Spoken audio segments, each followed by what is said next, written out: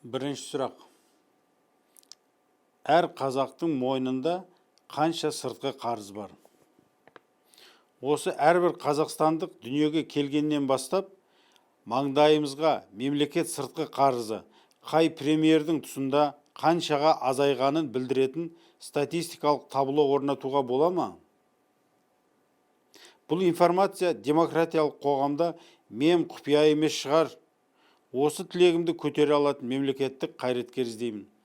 Қазақстан Республикасы еңбек сіңірген қайраткері, кинорежиссер, документалист Халила Умаров.